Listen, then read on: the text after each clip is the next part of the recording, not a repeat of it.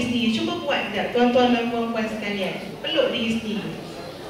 Mungkin dah tak sampai pun, mungkin juga lah, ya. Peluk diri sendiri. Sebab tuan-tuan, bila kita peluk diri sendiri dan cuba kita bayangkan, ya Allah, ya Tuhanku, apakah tubuh badan yang aku sedang peluk ini, ya Allah, padanya ada sesuatu yang haram.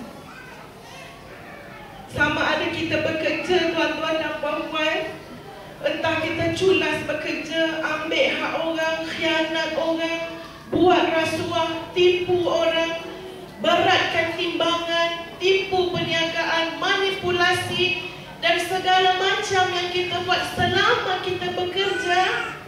Apakah tuan-tuan dan puan-puan tak merasakan? Boleh jadi dalam tubuh kita ini ada yang haram. Kalau ada yang haram, kasihan anak-anak kita kat belakang. Kalau ada yang haram, macam mana kalau Allah takdirkan kita mati 2-3 hari lagi? Macam mana nak hadap Allah dengan tubuh yang haram? Setara nak solat pun Allah tak terima 40 hari kalau ada yang haram. Takkan Allah nak terima jasad, tubuh hamba dia yang kembali kepada dia dengan kematian, sedangkan tubuh itu ada yang haram. Ustazah nak mengajar apa tuan-tuan dan puan-puan? Ustazah nak mengajak kita bertaubat. Kita kadang-kadang pandang dosa tu benda-benda lain, tapi kita tak nampak bahawa dosa yang sangat besar yang kita lakukan. Sepanjang kita hidup, kita telah khianat, sama ada sedar ataupun tidak sedar. Lalu ada yang tidak halal yang telah menjadi darah daging kita. Ada yang syubhah yang telah kita bawa balik bagi makan anak isteri kita. Tuan-tuan dan puan-puan sekalian, mudah-mudahan penganjuran forum pada malam ini membuka pintu hati kita dan pintu pandangan kita untuk melihat, ya Allah, dalam banyak-banyak dosa, banyak-banyak dosa yang pernah aku lakukan atas muka dunia, malam ini aku nak bertaubat. Dosa apa? Tubuh badan aku yang boleh jadi tidak bersih, masuk sesuatu yang Engkau tidak rela. Maka bersihkanlah ya Allah, sucikanlah ya Allah tubuh badan aku, anak-anakku, pasanganku ya Allah, agar Engkau terima amalanku, hidupku, hatiku, doaku dan seluruh kehidupan kita dunia dan akhirat. Tuan-tuan dan puan-puan, ada seorang lelaki namanya Nasuh. Dia mengajar kita bagaimana untuk bertaubat daripada sesuatu yang tidak halal yang dah masuk dalam tubuh badan. Nasuh ni tuan-tuan seorang laki-laki, seorang laki-laki muda yang Allah berikan ketampanan. Ya, tampan dia tu lebih macam cun perempuan. Ya, tapi dia bukan sotong lah. Ya, tapi dia tampan dia memang cun melecun. Orang Seremban panggil jambu pula budak macam tu. Ya, jambu orang dia. Dia pun orang susah, tak ada duit, nak makan, nak cari kerja.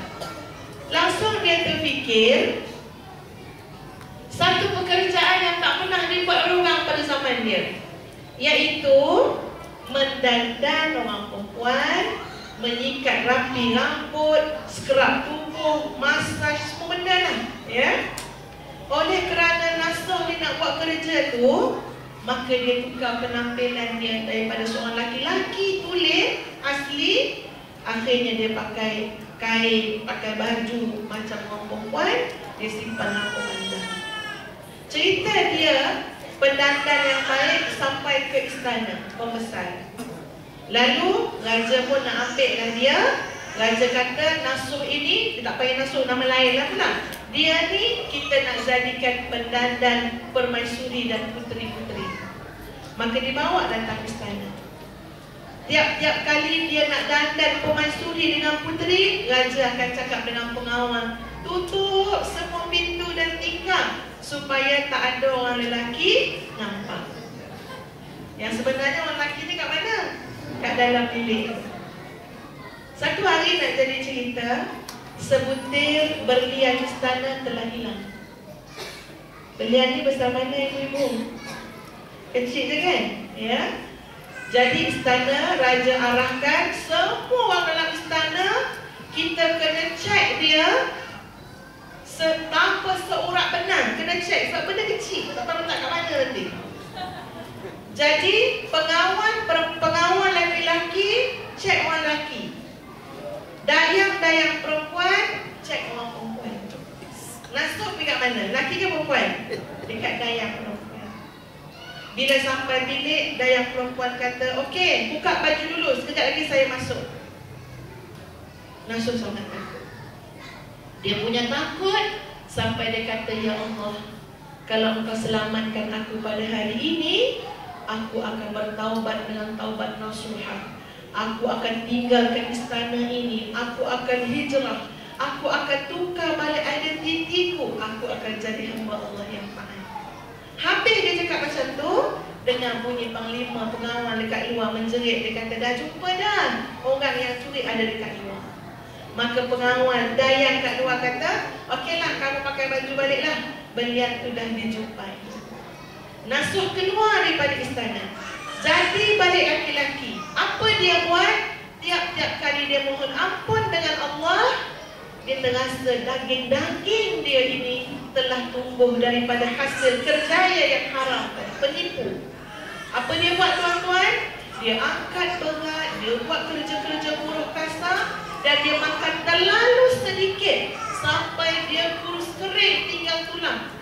Kata sahabat-sahabat dia, kenapa kamu menyiksa diri macam ni? Dia kata, inilah taubat orang yang benar-benar takut melihat daging-daging dan lemaknya yang telah tumbuh daripada yang haram. Maka aku harap dengan kejujuran dan cairkan balik semula daging lemak ni. Ya, biar kukuh kering, sebab aku nak taubat daripada yang haram. Itu taubat nasuh. Ya, taubat nasuha, orang yang pernah makan yang haram. Ya, kita mungkin tak sampai tahap tu tuan-tuan, tapi percayalah, ya, marilah ustazah mengajak semua antara dosa kesilapan yang paling menuntut untuk kita mohon ampun kepada Allah ialah benda-benda haram, syubhah yang tidak jelas yang telah menjadi darah daging kita dan keluarga.